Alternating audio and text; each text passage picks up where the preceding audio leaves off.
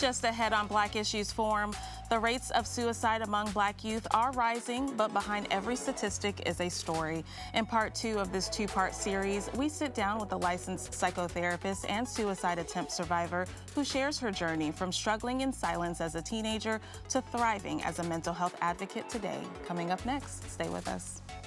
Quality public television is made possible through the financial contributions of viewers like you, who invite you to join them in supporting PBS NC.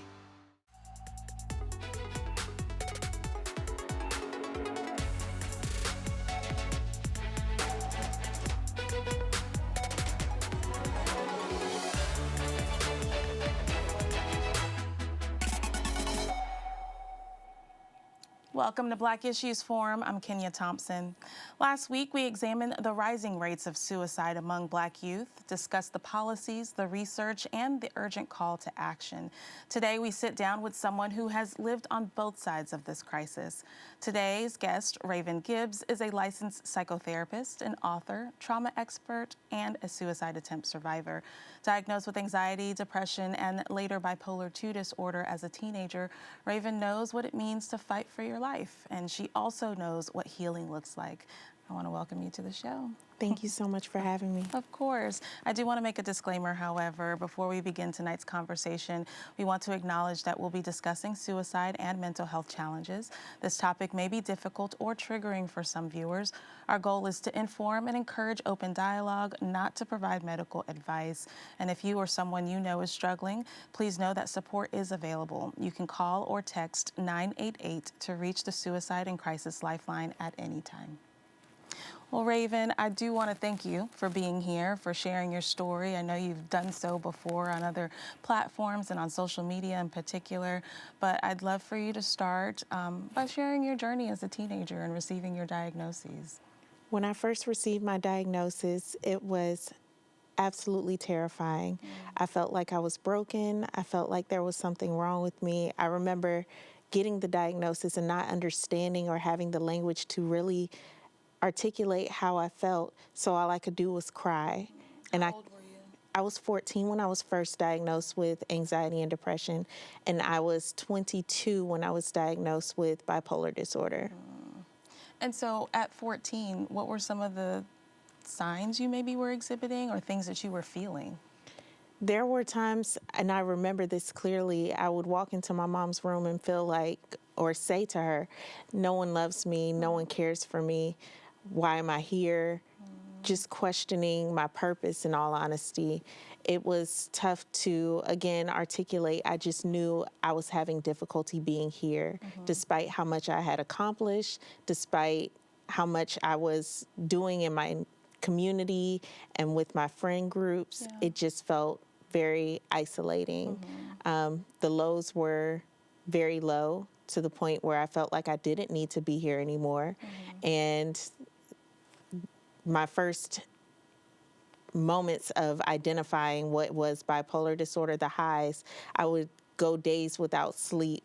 I would be super creative, super energetic, but I wasn't getting my sleep. I wasn't taking care of myself in the way that I should.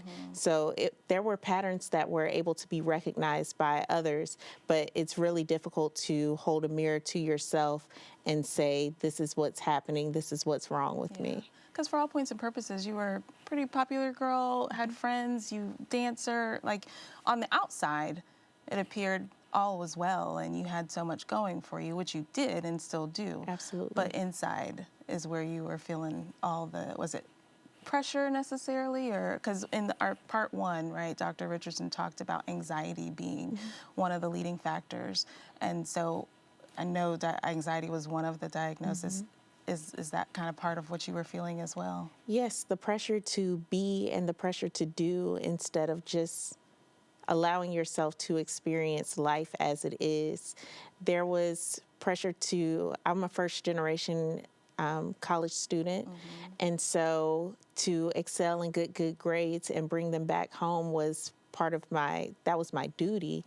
And I also had a little brother who's almost 16 years younger than me. So to also take care of him and make sure that he was okay while my parents, they're military, while they served in the military. So to take care of not just myself, but take care of someone else while also getting good grades, while also dancing, cheering, being a part of different groups like HIV/AIDS peer educator, just always doing something and never really taking the time to Breathe. breathe. Yeah. Yeah.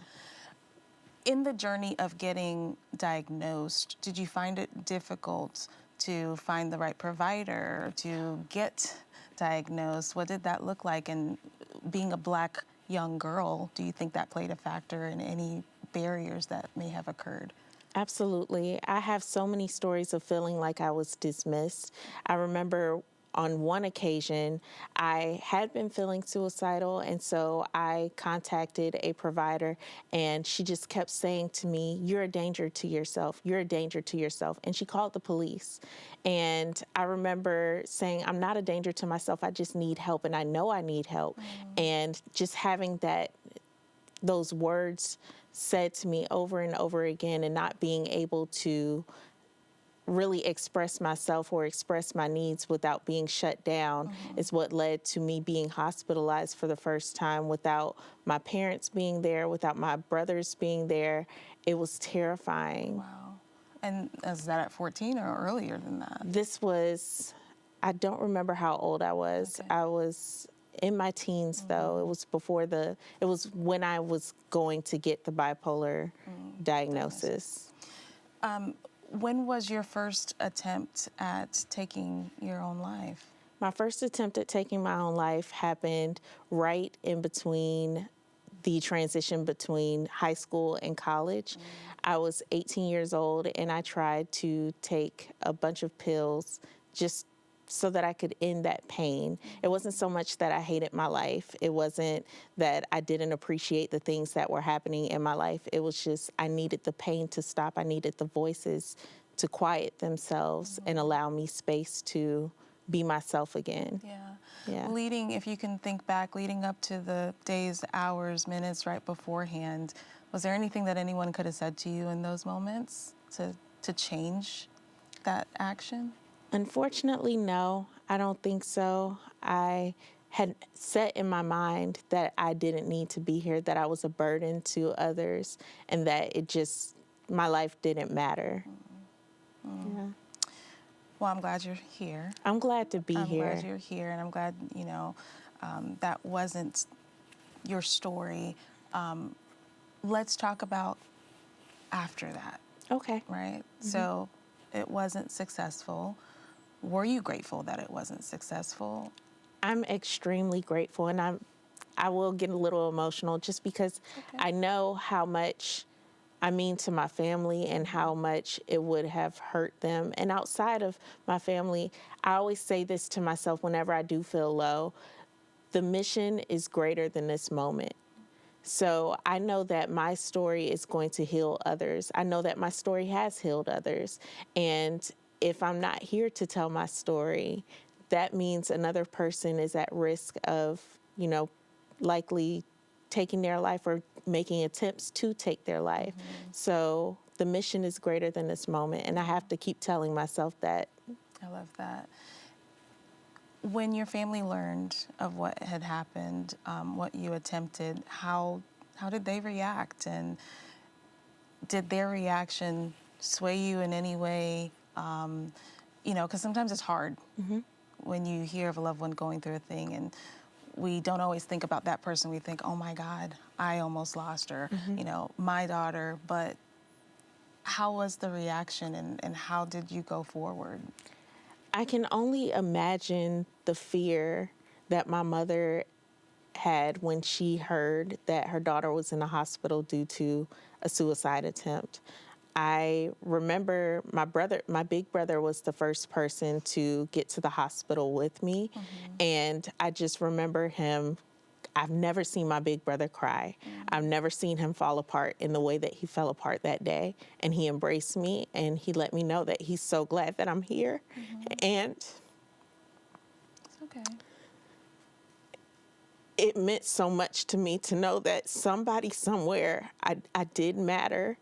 And no matter what the voice in my head was telling me that I didn't, there was still someone here, even if it's just one, that one person wanted me here, that one person valued space with me, time with me, love shared between us. And it was eye-opening Yeah. in that moment, just to be able to see my loved ones come together and really it started a conversation as well. I didn't know my grandmother had been diagnosed with bipolar disorder. Oh, wow.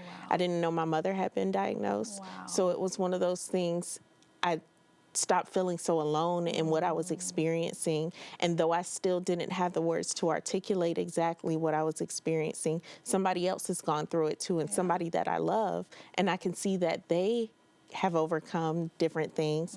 I can overcome them too. Well, and I think this is why it's so important, like you said, the mission is the greater part of this journey, is because we got to talk about it. Absolutely. And I don't know if it's a Black family thing, but we do know that in the Black family we don't talk, or we have not historically talked a lot about these things. So the fact that your mother and your grandmother, and you didn't know, right? Would that have changed anything though if you had known? I mean, I know hindsight's 20/20, but do you think it would have? It definitely would have made me feel less alone, because the one thing that depression does, the lowest of lows does, is tell you that you're the only one experiencing this. You're in this by yourself. No one knows what you're going through. No one cares what you're going through. I think knowing could have stopped me. Maybe, I don't know. This is all hindsight is Right. 2020. We don't really know. But I think that it would have stopped me from acting on the attempt, just because I know someone else has gone through it, and I know that they lived through it as well. Yeah. Well, and today, you're a licensed psychotherapist. Yes. Right. So let's talk about the journey of getting there. What made you make that decision? I mean, I think I kind of know why, but did you feel like this is where I have to be and this is what I need to do? Absolutely. The other thing that I say to myself is turning pain into purpose. And I love that now I can use my story to help heal others and help them transition their lives into something more beautiful than what they already have. The journey towards becoming licensed was not easy, just because there's so many different triggers and things that will come up, especially when we're discussing the lows of depression, the irritability that comes with it, the anxiety that you might experience. It's very triggering, but I know that my story has, like I said earlier, helped others, and that's what I do it for. Yeah. I know on social media you share a lot of content from both sides of the couch, which I think is a wonderfully unique perspective, because I think it does matter when your therapist says, I understand because of the lived experiences, right? It's no longer somebody just talking you through something, but they're walking you with you because they understand that journey. What kinds of, I guess, approaches do you take that might be unique because you have experienced a lot of these things that your patients may be experiencing as well? I definitely take a person-centered approach. I believe that every person is different. How their symptoms present themselves is going to be different. So you have to be flexible and adaptable to what they're going through and what they might be sharing with you. So that's the first thing. The second thing is because I have a background in dance and in the arts, I also employ some of that into the work that I do, just because I think that the arts are healing. And I think that it is the most beautiful way that you can express yourself when you don't necessarily have the words to say, this hurts me, or I am feeling anxious. You can color, you can make music, you can dance. There are so many different avenues that you can go that would help aid you in expressing exactly how you feel. What does suicide ideation actually sound like or look like? Therapy session, or maybe even with a parent? So it can look like and sound like a lot of different things. For me, it was, I'm just tired. I've also heard I feel like a burden. I've been in that position where I felt like a burden and no one wants me here. I've also heard no one wants me here. But the main one that I hear is I'm tired, and they can't explain the tired feelings. It's just I'm tired. I'm kind of checked out. But what I do in my therapy office is I ask directly, do you have feelings that you would be better off dead? Have you ever woken? Have you ever woke up and wished that you were dead? Is life too hard for you right now? I think asking the direct questions instead of kind of going around the bush and trying to figure things out from there, it really helps, because you're not planting a seed when you ask these questions. You're actually coming up with a plan to, let's stay here. Let me better understand exactly what it is that's going on with you so that we can shift into a different direction. I think you make a good point. I think in turn, and I'll speak from my parental perspective, I think we think sometimes it is planting a seed, right? I don't want to say this because if they're not thinking this, then I don't want to give them that idea. Right. But what you're saying is just be direct, because if it's not the case, then they'll say, well, what if they say no and it still is the case? How do you, if you're concerned with the I'm tired and no one wants me here, but yet you ask directly and you're still getting a no, that's not the case, what do you do then? I'm very mindful of what looks different, right?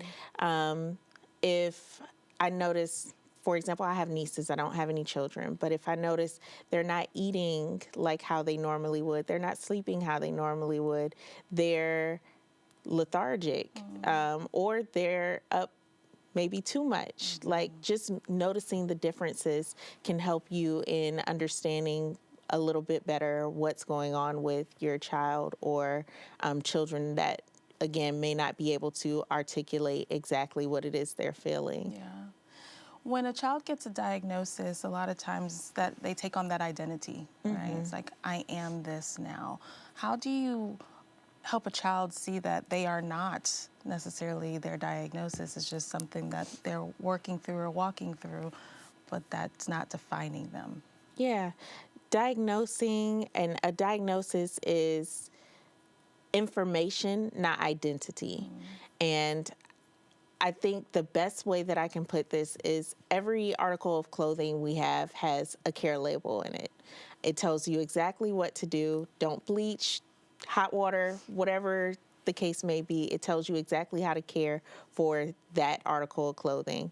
Think of your diagnosis like that care label. It's telling you how to take care of you, how I need to talk to you, how I need to work with you, what needs to happen so that you can receive the best care, instead of letting it be your identity. It's just a label that's telling you what to do care for you. moving forward. Yeah, I love that. It's Yeah. how do I care? Now I know. Yeah. It's being equipped with the knowledge. Absolutely. What if we have a teen, or a youth that refuses to go to therapy? I know refuse seems harsh because they're not an adult, you're going to do what I say kind of approach. But what if they go and they don't talk, they're not cooperative, or they really just don't want to go? How do you break that barrier? How do you penetrate that stubbornness, I guess? I think Audre Lorde said it best: without community, there's no liberation. I think that embracing their no, okay, maybe this doesn't work for you, because initially therapy didn't work for me. It just wasn't one of those things where I felt comfortable in sharing my story because I didn't know how to share my story. But dance did it. I leaned into the arts and allowed myself to feel all that I felt and express it in that way.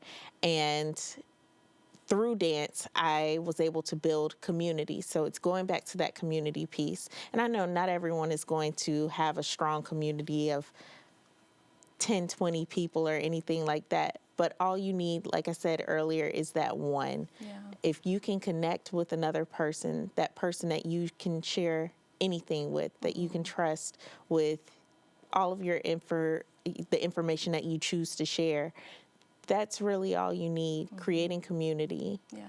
Yeah. You know, I like to say I have a good circles of aunties for my kids, right? I don't have any sisters, but I feel like I've built a really strong friendship group, and I'm so grateful. So often they're like, "Do you want me to talk to Ellie? We'll go have lunch?" And I'm grateful for that, because while we do have, I think, great communication, to your point, there are things that she just may not feel comfortable sharing in this moment. And she's been able to kind of know that she has other moms, right? And other women that she can look up to and talk to. Before we went on, we were talking about kind of the idea of suicide proofing your home. In part one, we didn't get to touch on that, but if we do think that our child or children in our lives are exhibiting these behaviors or warning signs, one approach is to suicide proof your home. You said your brother did that for you. My big brother did do that for me, Yeah. and I so appreciate him for it. He was actually the one to recognize my symptoms before anyone else. Oh, wow.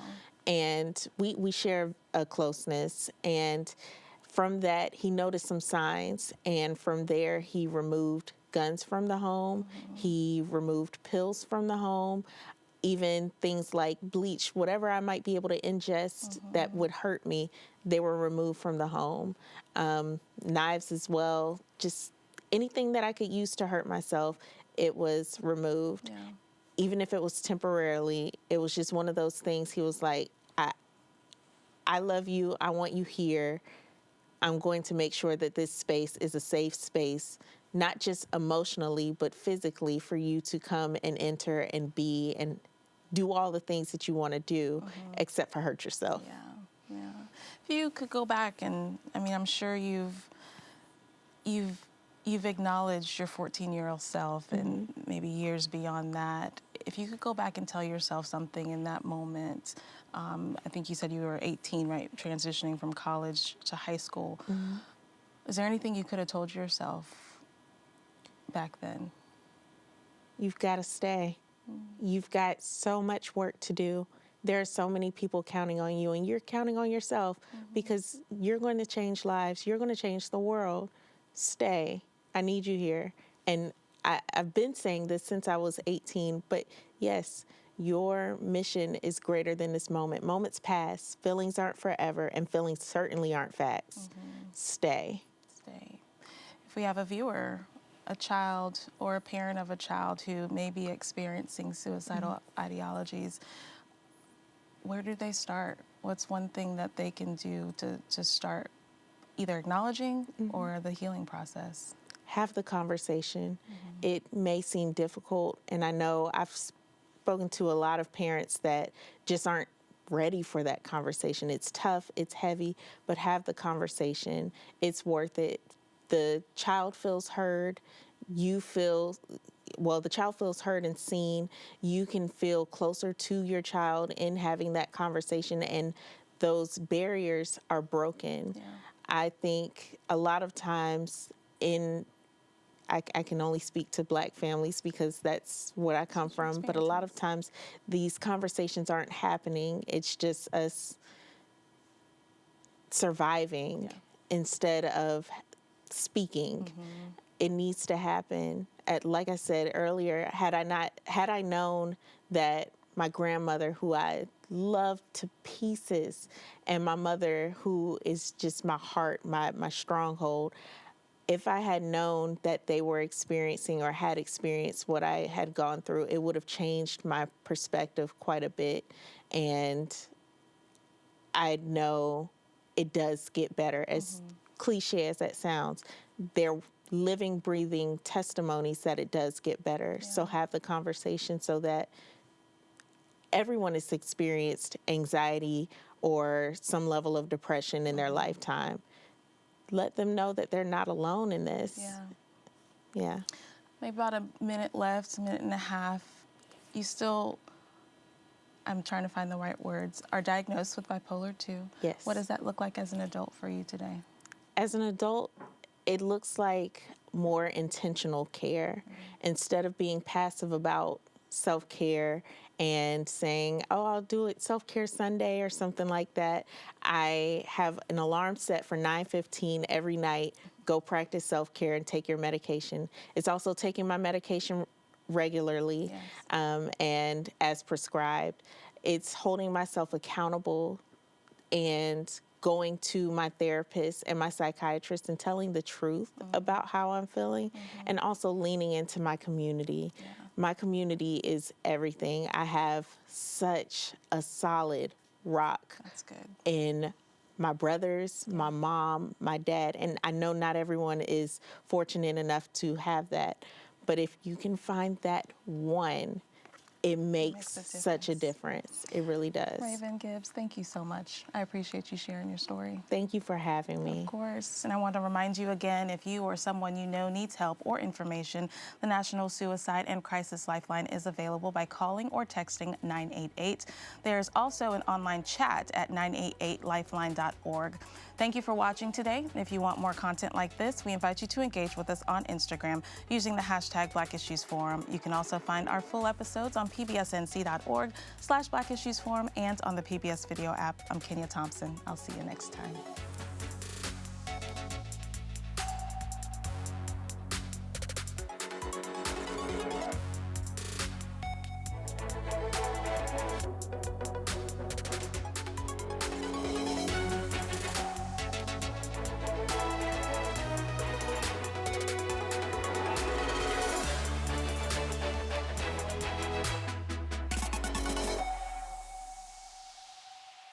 Quality public television is made possible through the financial contributions of viewers like you, who invite you to join them in supporting PBS NC.